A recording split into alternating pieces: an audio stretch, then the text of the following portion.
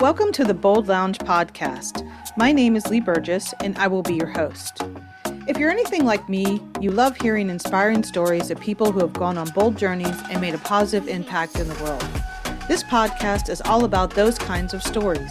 Every week, we'll hear from someone who has taken the leap or embarked on an extraordinary journey. In addition to hearing their stories, we'll also learn about their bold growth mindset that they use to make things happen. Whether they faced challenges or doubts along the way, they persisted and ultimately achieved their goals. These impactful stories will leave you feeling motivated and inspired to pursue your own bold journey. I believe everyone has a bold story waiting to be freed. Tune in and get ready to be inspired.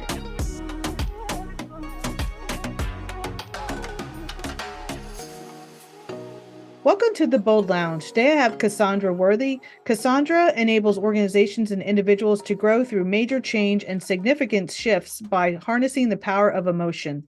Whether undergoing a merger, acquisition, startup, explosive growth, or significant contraction, the strategies and tools of change enthusiasm are motivating and energizing workforces worldwide. Her leadership development and consulting company was birthed from the pain and challenges she overcame as a corporate executive.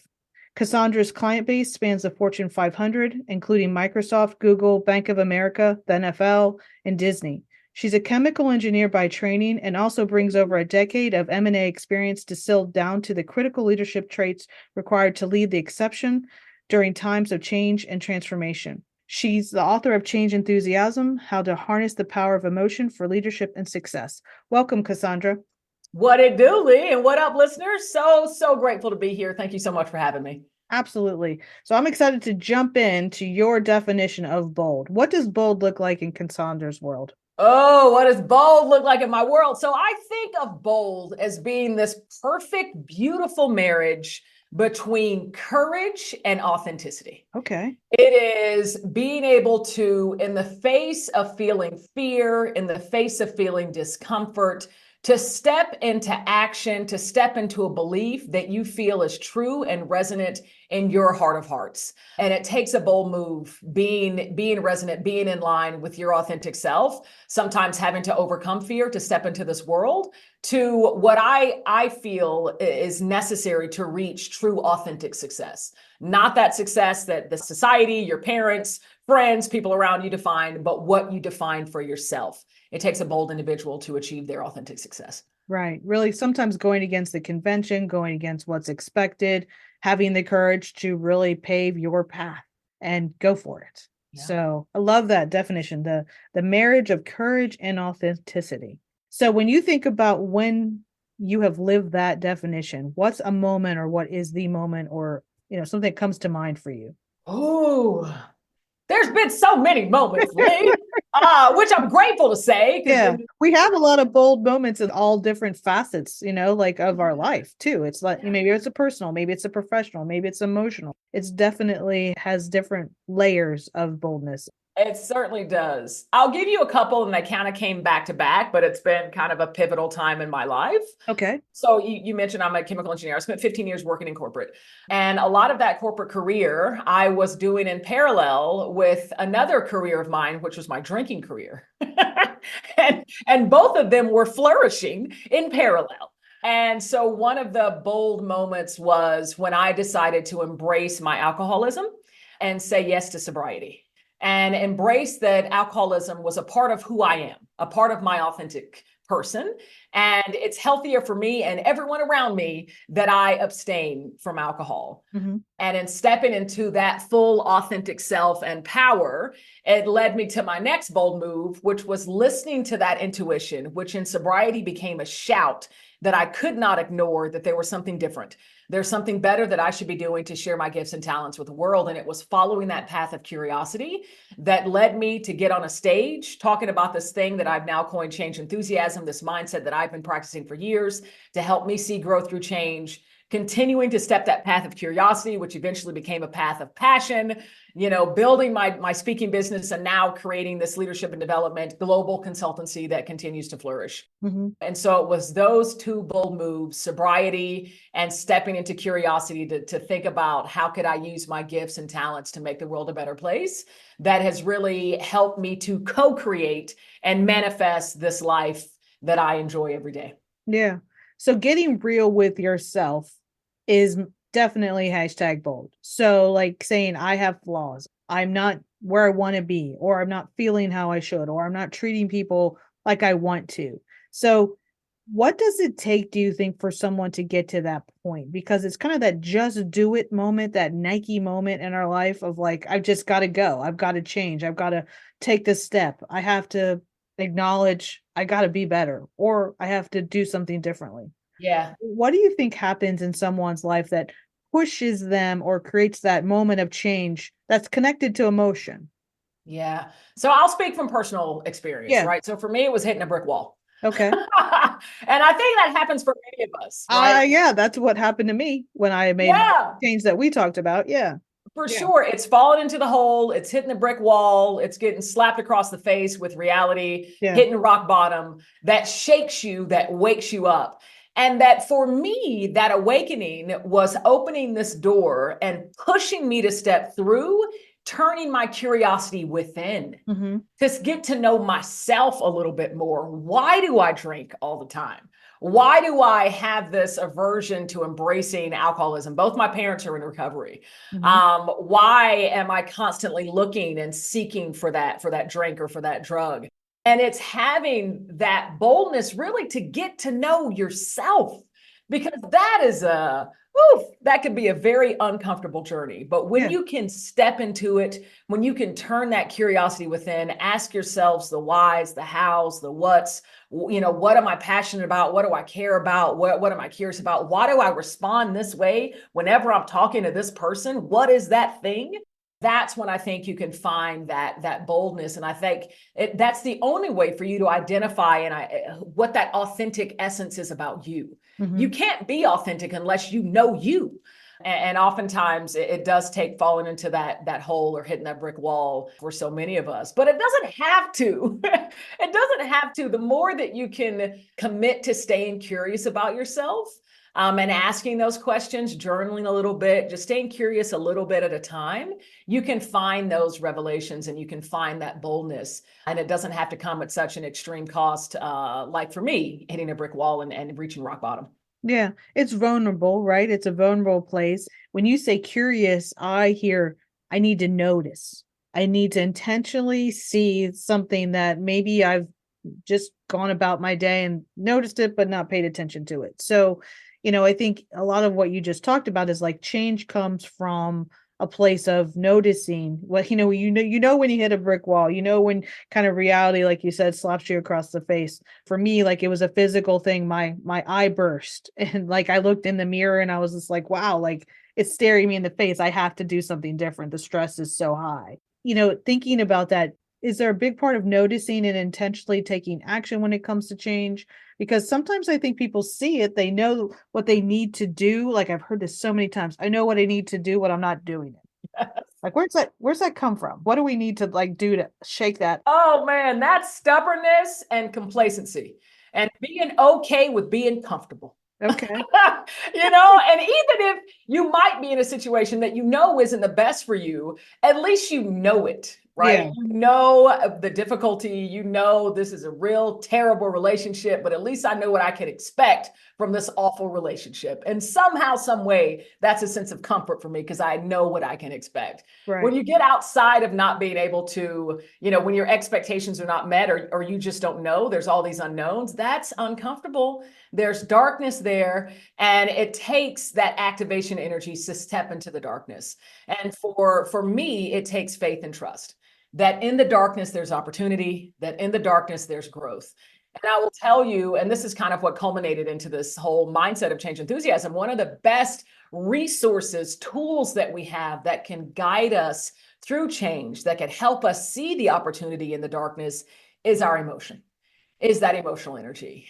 And it speaks to us, right? When you have a bit of that irritation, when you have a bit of that anxiety, some of that fear, when you have a bit of that overwhelm or sadness, that's, for me, I feel it's divine energy. It's this infinite wisdom that's speaking to you and their guideposts. And ultimately, it's fuel. So when you can explore it, like you're feeling a bit of anxiety, okay, what are the thoughts bringing my awareness to the anxiety? What is inspiring that within me? And then start understanding, okay, how can I make this work for me? And then you can start to transform that energy, right? Anxiety into anticipation, or at least curiosity or intrigue, right? And that's when we get our power back. And that's when we can start stepping one foot over the other in the darkness, and we start getting a little bit of light, and we start seeing the opportunity. But man, when we can have high emotional self-awareness, when we cannot run from our emotions, there's such promise, such prize, such gift and growth that can be available to us. And trust me, I spent decades running from my emotion. I spent decades numbing them out with bottle and with drugs, but they are such an infinite resource, and it's all available to us. Yeah, that's what as you're talking, I'm like, man, like I wish I could have done some of the things that I'm doing now with regard to looking at my emotions, understanding where they came from, understanding like, I'll say like, wow, I can't believe I reacted like that in the past. And it's almost like I feel shame or embarrassed. Those are really like strong words, but it's okay because I'm not that today. I'm not doing that. I didn't have that quick reaction or that harshness or whatever I named it on because I'm pretty hard on myself, you know? Aren't we all, man? I'm telling you. Yeah. Yeah. So how can we learn how to harness and understand and embrace our emotions? Because you actually say in your book, they're a gift. They And are. sometimes we run from them, like you said, or we put them in a box or we don't even pay attention to them because we think this is just the way it is. Yeah, it's so true, especially in a work context, especially if you're living in a culture where, or you kind of grown up in a culture where you're not supposed to talk about your emotions. Or, as a Black woman, sitting in a marginalized population at so many intersections, if I show up angry, I'm gonna get called a certain way, right? And in so many ways, vulnerability is a privilege, and sharing that emotional energy. But honestly, you get better at it by practicing it.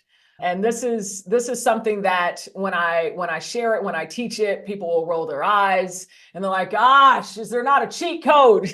Like, Yeah, I don't want to take the time. I'm telling you, if Let there's me a let me cheat code, scan the no. QR code on that one, you know? Can we get the QR code to quick emotional Yes, processing? thank you. Yes. Thank you. Invent that next.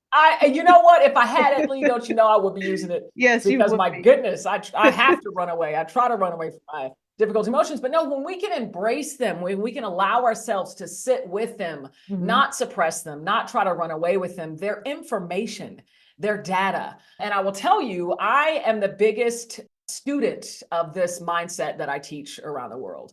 The first step is about the signal. It's about these difficult emotions. It's about granting yourself the grace to be with them, to allow them to be in your body. Recognize they're there, knowing that they're there. Take some grace. I'm human. These are here for a reason. They're here to serve me. I'm going to allow them to guide me where I need to be looking. mhm. Explore them as opposed to, nope, oh, run away, run away. Where's the joy? Where's the gratitude? Right? Allow them to inform you, explore what that opportunity might be for you, and then make the choice on how you move forward. And it becomes an informed choice, right, when you start exploring the opportunity. But it's a matter of practice.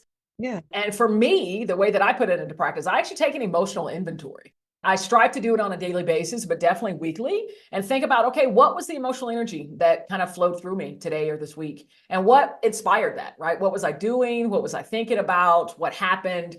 And that helps me kind of paint a picture of where there might be opportunity in my day to day, Mhm, right? Where there might be opportunity to nurture a connection, maybe let go of a connection that's no longer serving me, to learn or grow in an area where I think I have some area for improvement, right? If I feel fearful about doing a certain task, well, maybe I don't have enough knowledge about it. And so, yeah, it points us in the direction that we have for ourselves to grow and to learn.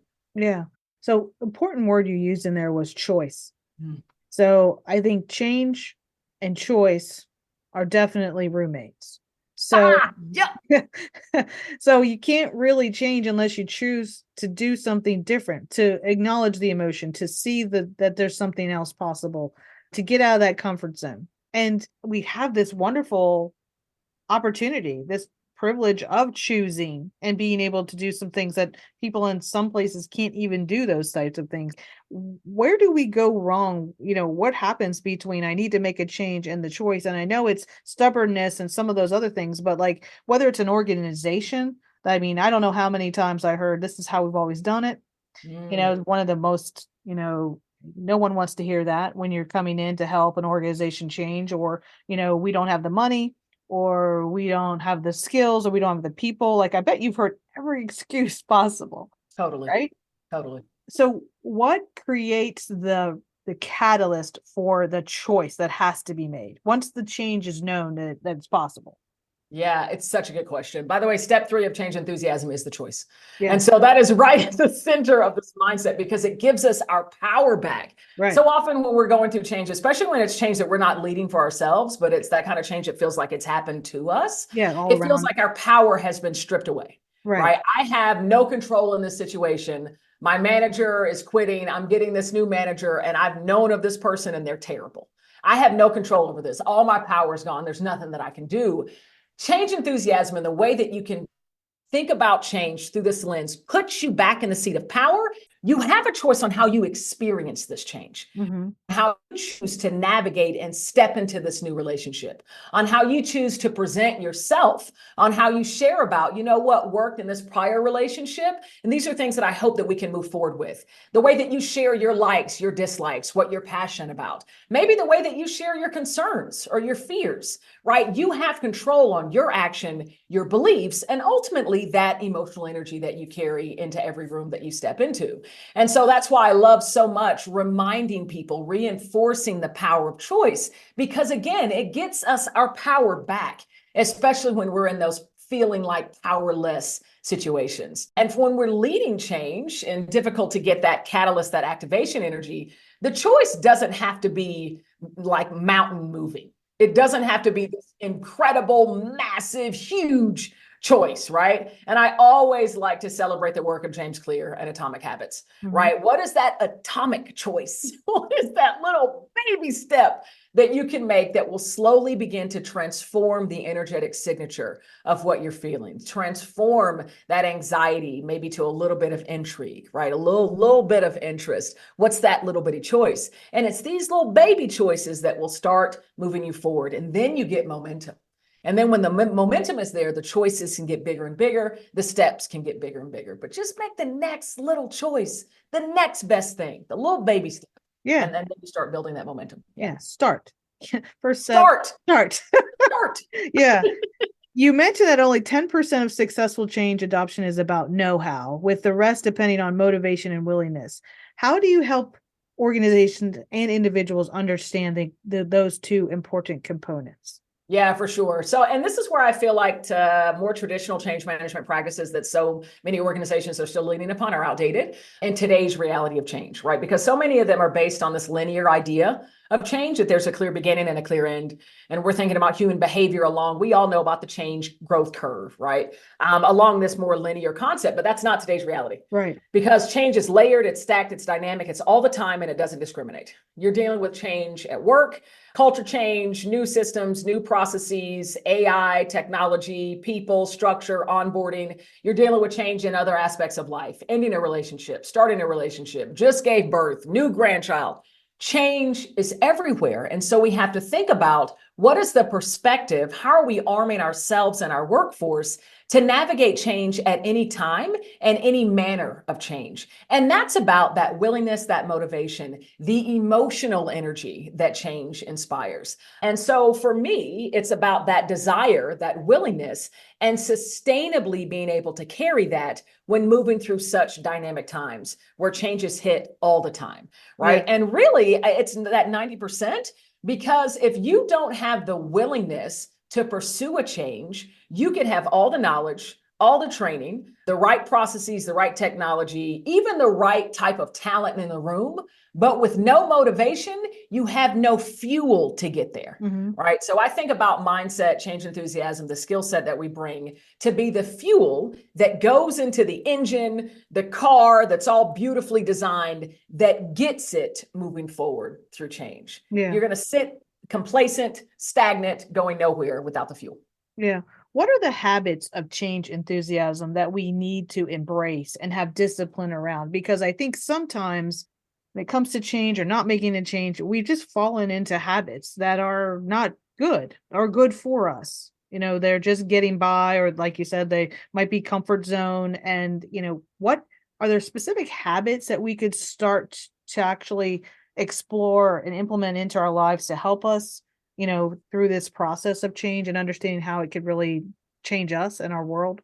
For sure. I mean, I always invite folks to always level set with themselves, because so much of how we navigate through change is dependent upon the stories that we tell ourselves, Mm-hmm. right? The narratives, the overarching narratives that we hold our trust and belief in. I suck at change. I'm terrible at change. Change sucks. I'm never good at it. Is that the story that you're telling yourself, or is Yeah. it a different narrative? And if it's a story that you want to change, it's important that you identify that. Yeah. And for me, change enthusiasm in and of itself is a belief system. It's a belief that the emotions that are inspired when going through change are there for a reason. Yeah. They're actually there to serve you as guideposts, to welcome you and signal you into a moment of opportunity so that you can think about how can I make all this work for me as opposed to against me, and to trust that if I'm feeling this way, if I'm feeling the frustration, the overwhelm, the anger, it means something good is hurling its way to me. I have an opportunity. I have an opportunity to practice my practice of grace and self-care. I have an opportunity to share empathy with those that I might know who might be losing their jobs or who might have just lost their jobs. I have an opportunity to learn more about a technology so that I can become better proficient, so that I can teach it or share it with my customers and my client base. And then it's making those choices, making the choices to move yourself, the needle, right into those what I call growth sustaining emotions of change. It's the feel good ones: gratitude, joy, anticipation, enthusiasm. Right. And it's through that practice, that belief, my emotions are here to serve me. Change always presents opportunity. It's up to me to be able to see it and then choose how I capture it and how I make it work for me. Believe all of that. And then that story, that narrative will begin to change. And the power in this, and it's really the promise of change enthusiasm, or entheos, which is the Greek derivation of enthusiasm. It means divinely inspired. And so change enthusiasm is divinely inspired by this emotional energy. Mm-hmm. And you start creating that trust. I'm feeling fearful. That means that if I'm feeling this way, something good is coming its way to me. And I know this because of all the times I've practiced this in the past, and how much I've grown and why I've come as far as I have, right? And with that trust, you can get about the business of exploring opportunities and choosing that growth, choosing to maximize the opportunities in front of you. Yeah, so I think one of the important themes of your book and your work is when there's a negative emotion that comes up, like don't run away from it. Don't not pay attention. Embrace it. Learn from it. Discover it. And this, your example of like I'm feeling fearful, like something's on its way. You're like, oh man, I'm having like every now and then my family and I would be like, well, so many weird little annoying things are happening. Like either I'm being protected from something, this is how I feel, or like something incredible is about to happen. And I'm good with both, you know? Yeah, Yeah. I'm telling you. That's kind of how we view it. It doesn't mean it's not annoying. It doesn't mean like, oh man, come on, like one more thing. But it's just how you really played it up of like what is next. It's something Yes. awesome, right? Yes. And again, I'm not trying to negate those emotions. It's not a matter of feeling them and then saying, "Oh, something's good. Let me think about all my good feelings." It's Yeah. letting it be there, letting it sit with you. This is this first step, right? Acknowledging the emotion, letting it sit with you, because the longer that it can sit with you, the better you're able to see what that opportunity might be and to explore it, as opposed to immediately running away from it and making knee-jerk reactions, right? That might not be the best way to maximize the opportunity that you have. And so it's recognizing they are gift, they're natural, they're always going to be there. And it's a matter of what we do with them, how we use them as data, information, and fuel to move us forward. Yeah. With all your experience and research and all the organizations you work with, when it comes to resilience, which I think it's every now and then I hear like it's getting a bad rap. We shouldn't have to be resilient. We shouldn't practice, we shouldn't give like glory to someone being resilient. But I always get a little confused because I feel like you have to be resilient because everything doesn't always go as planned. So like what in your experience is the relationship between resiliency and our ability to change and change in a way that moves us forward towards what we're meant for? Yeah, it's such a great question. And thank you so much for asking it, because I think this is in the zeitgeist, especially now, given again the very dynamic times of change, and it's only going to get more and more rapid, more and more volatile. Yeah. I think the pitfall is when we assume that resilience means falling down, getting back up again, moving forward, falling down, getting back up again, moving forward, falling down, getting back up again, moving forward. It's constant. And Yeah. you're always just pushing yourself to keep going, even though you're bruised, even though you're hurt, even though you're disappointed, even though you're frustrated. Keep pushing, keep pushing. That leads to change fatigue. Mhm. That leads to burnout.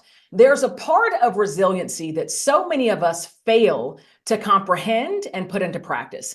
And I like to liken resilience to a muscle. right? I was a Division I collegiate athlete. I did shot put and discus. So I lifted a lot of weights. Nice. I did that in high Thank school. you. Thank you. I did Thank you. that in And high school. so, so for our physical muscles, I can remember, right? We work out a body, a muscle group on a Monday, break it down. And then the next day, we would have rest for that muscle group. We'd work out some other part of the body. And then the following day, we'd break it down again. So that's what happens in the building of muscle tissue, right? You break it down, you give it some type of a strain or a stress, then you allow it time to rebuild those muscle fibers, those muscle cells. That's where the strength is born. And then the next day you're breaking it down again so that it can then, get broken down and then get rebuilt back up. The same is true for our resilience muscle. When we're going through a big change or a big devastation, that's the strain. That's the stress, right? And then there needs to be time for rest, for respite and reflection. What have I learned over these past few weeks? What have I learned by going through this big change, this big devastation? How have I grown? And then move forward. Because it's that reflection, especially when you can document it, when you journal it, talking about how much you've grown, those elements, those learnings is what you can then lean back on when you fall down the next time. And so it's more so falling down, getting back up to understand what you've learned, understanding what you've learned, and then moving forward. Falling down, getting back up to understand what you've learned. And that getting back up again to move forward goes quicker the more that you do it, because ooh, there's something here that I've learned. Ooh, there's something here that I've learned. And so you want to get back up because there's learning, there's growth that's here. You've seen it in your practice. And that's where this resilient strength actually works. And that's what can really help us in moving forward, where we find fulfillment and growth and going through challenging times. And of course, businesses can flourish as well. And we can avoid, circumvent change fatigue. Yeah. Do you think people skip the learning part? They just get Yes. back up and go at it. They skip the reflection, the rest, and the respite. Yeah. It's just always fall down, get back up, go. Fall down, get back up, go. And that is exhausting. Yeah. So that's the part that we don't want to glorify or say, keep going and, you got to learn from it. You got to figure out and sometimes you learn things that you apply, some things you learn, maybe things that help you choose differently or choose in a different way. Or maybe that's even a larger learning of like, maybe this isn't for me. Absolutely. And what I often invite teams and executives to do, especially when they have that concern about their teams feeling that change fatigue, is to have time for employees to take a day off and have that day be that day of reflection, where the employee is getting time to rest, but also they're thinking about over the past several weeks as they've worked through this big initiative, what have they learned? What have they learned that they think could help the team? That they think can help the organization. So then when they come back, not only are they refreshed, but they also have this list of all these learnings that they want to share with the team so that they can sidestep mistakes so that the team can be better. And so it becomes this very productive way to pour into the individuals, as well as to continue to nurture the team and celebrate learning, right? And make that a part of the culture. Right. You've done so much with organizations and helping them, like you said, mergers, transitions, change in leadership, those types of things. And now you're moving to a place where you're helping individuals. And I'd love to hear you talk a little bit about taking some of these tools that have helped major Fortune 500 organizations create the change that they need. And how can I use it, little me, in my world as an individual? Yeah. So I will say that all of the work that we do, the mindset and the skill set, it's all focused on the individual. Okay. Right. So when you go through our flagship Change Growth Accelerator, it's about pouring into you. It's about understanding those narratives you're telling yourself. It's about understanding your behaviors and shifting that behavior change. I don't think macroscopic change can happen in an organization without microscopic change happening first. And that's what happens in hearts and minds of individuals. So it's all focused at the individual. But up until this point, all of our offerings have been made available through more B2B transactions, right? So we partner with big organizations. They're going through a big change initiative. They're growing really quickly, or they just know change is constant. So I want this to be a part of my core L&D. Let's make a change enthusiasm pillar, get all my teams and all my workforce trained on all of this. Okay. And so what we're doing now is It's so important to me to have accessibility to this knowledge. And even though you might not be an individual working in one of these large corporations that we work with, I still want you to be able to get certified to be a change enthusiasm practitioner. Mm-hmm. And so in the back half of the year, we're actually opening up our Change Growth Accelerator virtual product to the masses, to the public. Nice. And we're going to start with a monthly offering. There'll be 20 seats every month. And actually, we'll provide some information, I'm sure, in the podcast episode, but there's a way now to get signed up. But I really want this information, this content to be accessible to everyone, regardless if you're working in a big corporation or not. Yeah. So it's going to be very, very reasonably priced. Really, it's about getting the goods. It's about enabling you to practice this stuff, in your day to day, whether it's something you want to bring back home, maybe it's something you want to practice in a relationship, practice with your family, because we're talking about the intersection of change and emotion, right? And that exists regardless of if you're at work or not, or if it's something that you want to bring back into your work so that you can be better at navigating change. Fabulous. Yeah. So all the information is down in the episode notes for that. One of the things you talk about when we're making individual, like I love how you just said you can't have macroscopic change unless you have microscopic change within the individuals, within a system, within an organization. You talk about choice being a conscious choice, and specifically within disruptive times that happen regularly now. And so, or maybe they always have, I don't know. Sometimes it feels more disruptive than others on certain days. And like, how does one really make that conscious choice versus maybe, what's an unconscious choice? Like, where we're just kind of going with the flow, or we're just not really choosing it. We're just dealing with it or accepting it. Yeah, a conscious choice for me is that you recognizing the moment that you're in, and you've explored the options that are sitting in front of you. Yeah. You're aware of the emotions that are coloring or that's painting the current situation. And you've thought about, okay, what are the options that I have in front of me? And that's why signal opportunity choice, that second step, the opportunity, that's why it's about understanding the options. And that's where the consciousness comes in. Mm-hmm. It's not a knee-jerk reaction. It's not just doing things the way that you've always done them. It's not in the subconscious kind of just repetitive nature. This is the way I do things, this is the way I'm going to do it. It's sitting above that, right? It's about metacognition and understanding, okay, I'm in this moment of opportunity. What options do I have? I could do this. I could do that. You know what? In fact, let me go talk to a peer. Let me talk to a mentor and let them, kind of poke some holes in where I'm thinking about my options are lying. And then once you understand what they are, then you make that choice. Mm-hmm. And I know that we don't always have the time to sit and go through a perspectives wheel, which is what we use at Change Enthusiasm Global, or options analysis before we make our choices.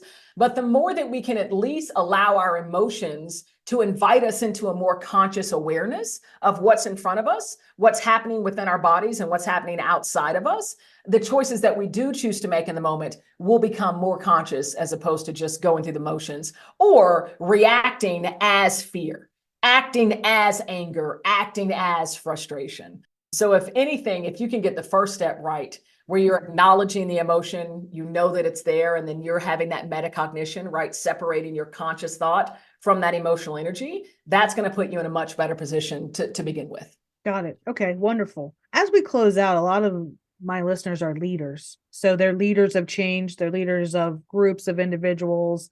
What is it that a leader does differently when it comes to change versus someone who doesn't have like the direct reports or the responsibilities of, a division or a group of, KPIs or whatever it may be? Are there certain things that a leader has to do differently when it comes to change? Yeah. So, and I feel that you can lead from wherever you sit. You don't even have to have 100%. direct reports, right? Yeah. A leader just has the power to influence someone to follow. Yeah. And I think, what we have discovered in our research is that leaders who are exceptional at change are those that carry a strong sense of empathy, those that will allow individuals to emote, to share that emotional energy, and then have the ability to put them into their seat of choice. Mm-hmm. Empowering them to navigate their opportunity, and then choosing how they're going to move the needle of their emotional energy. Understanding that they can't control the emotions of that individual, but they can allow them to flow. They can invite them into their own opportunity, and then ask, what does support look like for me as you're making that choice to maximize the opportunity that you're sitting in. I think leaders also understand the power of communication. We tested a lot of different strategies to help employees navigate more difficult emotions of change. At least for the US, the number one most effective strategy is regular and clear communication on the status of the progress of the change. And so I think really exceptional leaders understand the power of that communication. And they will tell you, even when they don't have any new information to share, they'll tell you that. Nothing has changed since last week. Here's what I still know, and this is what I can share with you. Trust, as soon as I find out something different, I'm going to let you know that I'm able to share. And so they understand the power of that communication. They flex it often. And then the other thing is just the sense of curiosity, right? The sense of curiosity, and a lot of that has to play in resistance, right? When they sense employees that might be resistant to change or peers, getting curious, what's driving that resistance? And what we've discovered is usually rooted in fear, whether that be fear of getting outside of a comfort zone, fear of making a mistake, falling down, not knowing what they're doing, getting curious about if it's based in perception, this is what I think is going to happen, or reality, no, we tried this and we failed and this is why. Regardless, you can work to debunk the perceptions. This is the reality. Let me inform you so that you can debunk those perceptions. Or this is how today is different than that reality that you experienced those years ago. And I actually need your help to make sure that we sidestep those mistakes that were made in the past and enroll those who are feeling resistant. So I think leaders who are exceptional at change know how to harness the power of that emotional energy. Harness the power of the divine energy that their employees bring to the table to move a change initiative forward. And it takes practice. It certainly takes practice. Wonderful. Thank you for that. As we close out and just kind of giving someone some advice. So if someone's kind of at that crossroad of courage and authenticity, going back to where we started, and they're ready, they know they need to take a bold move, make a bold step, quietly or out loud, what's your guidance to them? What would be your advice? Like, Cassandra, I really feel like something's got to give. I just can't do X anymore, or just doesn't feel like it should. What would be your guidance? I would say I would give them the guidance that I give myself. And it's what I write at the start of every one of my journals. I write out 10 intentions. And one of them is, if I hear it 3 times or more, to listen and respond. If you're hearing that intuition, if you're hearing that voice telling you something's got to give, I got to do something differently, and you're hearing it 3 times or more just on repeat, trust you're hearing it for a reason, and get curious and explore it. And understand, what is that next step that you can take in exploring that curiosity. Just know that you're hearing it, you're feeling the tension, you're feeling those emotional cues and those signals for a reason. That's divinity surging through you. That is your infinite wisdom tapping you, telling you, yo, there's something different that I want to pull you this way. And just take the next step, take the baby step. And just trust and know that if you're hearing it for a reason, and you have infinite wisdom running through you. Yeah, don't mute it. Don't mute your infinite wisdom. I'm telling you, man. That's how we're going to end it today. Do not mute your infinite wisdom, for sure. Yeah. Thank you so much for being on the Bold Lounge. All inspiration, giveaways, free stuff. Follow Cassandra, learn about her book and her program that she spoke about in the episode notes. Thank you so much for joining us in the lounge. My pleasure. Thank you so much. And thank you to all your listeners. Incredible. Incredible. Thank you for listening to the Bold Lounge podcast. Through the continuum of bold stories, vulnerability to taking a leap, you will meet more extraordinary people making a positive impact for others through their unique and important story. By highlighting these stories, we hope to inspire others and share the journey of those with a bold mindset. We hope you've enjoyed this podcast and look forward to sharing the next bold journey with you.